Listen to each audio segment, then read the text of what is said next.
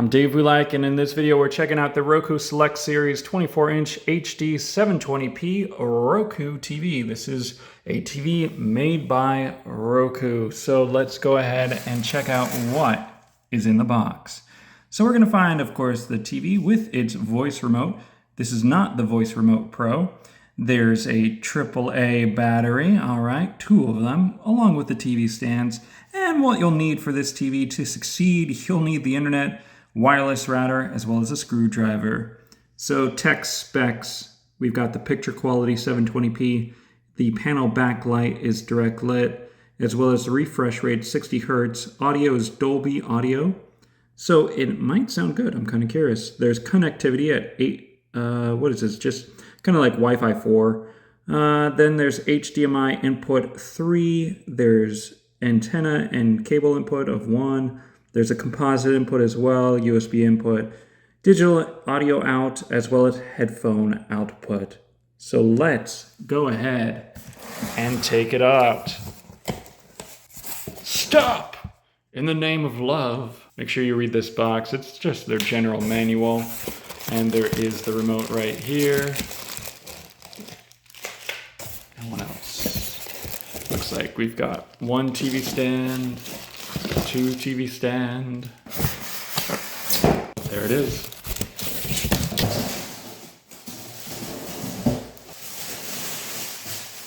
So it looks like it's standard that there is that button there.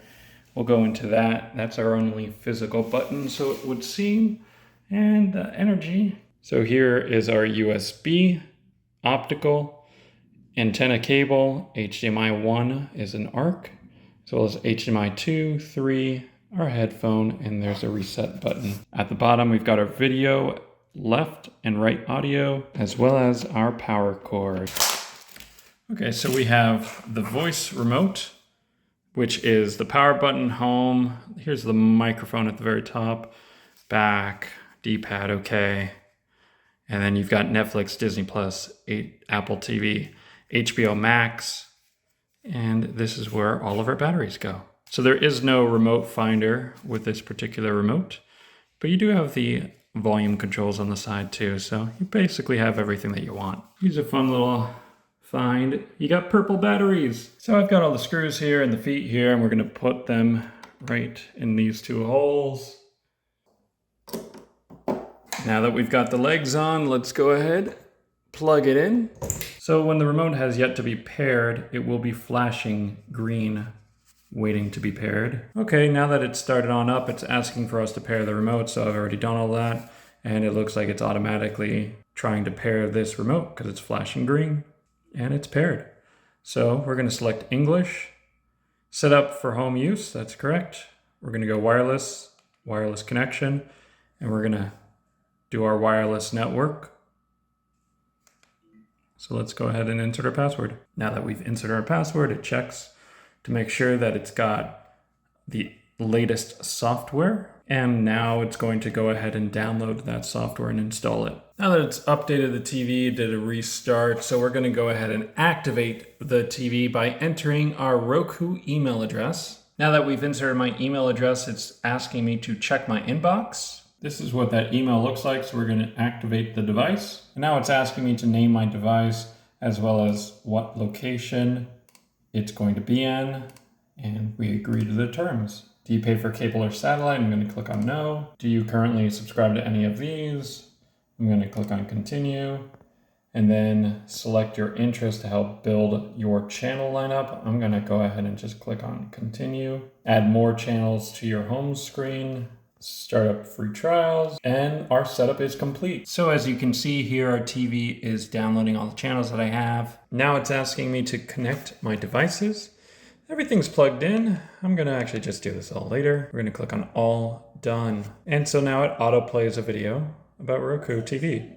Get to know your new Roku TV. So this is what our Roku TV looks like. So if we go into settings and we play around with our TV picture settings, this is our TV brightness. Right now it's set to brighter. If we go into a piece of content, we might be able to adjust a little bit more.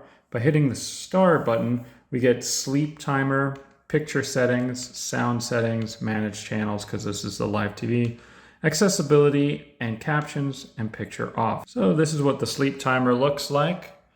We can adjust the time right there. There's picture settings of that brighter, darker. And then there's also picture mode, which is low power, movie, normal, sports, as well as vivid.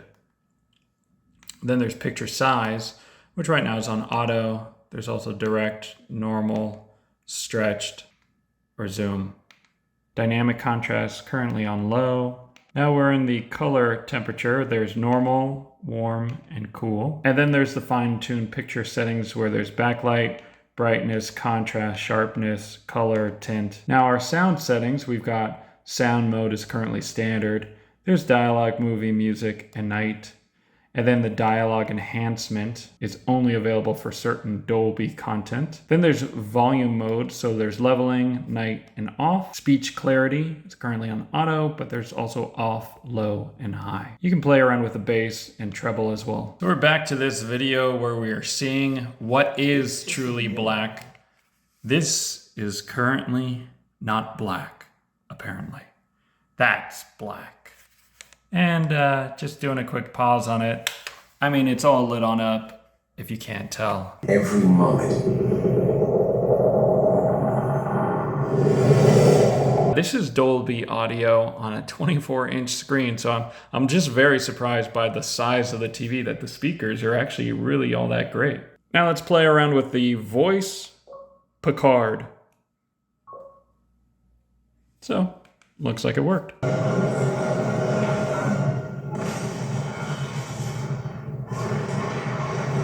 So let's give you some viewing angles, see how it looks on the sides. Now we're going to test the network speed, see how fast it is. Internet download speed was good, 223 megabits per second. One thing that you can do with Roku TV is add audio devices. So if we go under settings, then remotes and devices, then click on speakers. We can add a wireless soundbar and subwoofer if you'd like. So these are available options. You can add the wireless speakers if you do not use the wireless soundbar. So you have to have one or the other. Right now, at least, you can't have both. Be sure to watch my video on the Roku TV wireless soundbar so that you can hear the audio differences between this soundbar and this TV. Okay, so it's a little hard to compare a larger TV to a much smaller TV, but getting in very closely, we can see them all very clearly on my OLED. Down here, you can still see them very clearly. Just trying to give you some angles of what to expect if you're looking around. Some people like having their TV, especially of this size, 24 inches, in their kitchen. It's very bright, very clear, just streaming some local news on the Roku channel. So I'd say this does the job. Great candidate for the city. Thank you.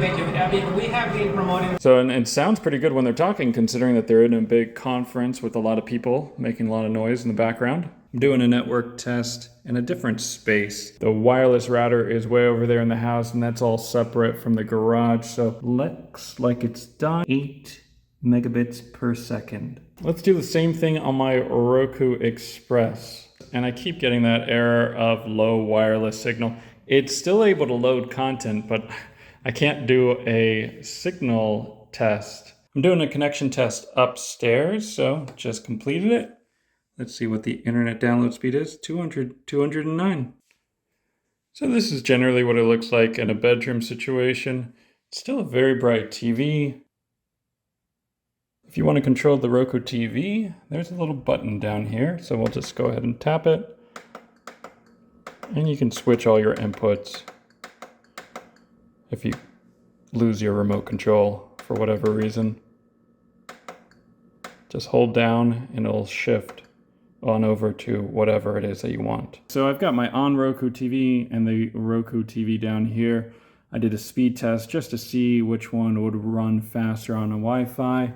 The on did 213, while the Roku TV did 210. This is our Roku TV, and then this is the On Roku TV. They're both the same exact size, 24 inches. I wanted to see what the two look like side by side, and I will go ahead and play some video content. You hear how that one sounded so much more trebly and like ear piercing? This one had a much more rich sound, even though that, I mean, on the back of it, it says that they're both Dolby audio, so I'm a little confused with that. The viewing angle looks pretty much the same.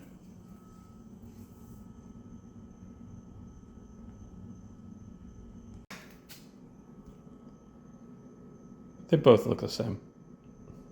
I don't think you can really see much of a difference between either one of these panels. Flip the TVs around. Can you spot the difference? I mean, it's slightly different, but really the same exact layout and functionality. So over here, you know, you've got all your inputs. Another input down there, along with the power.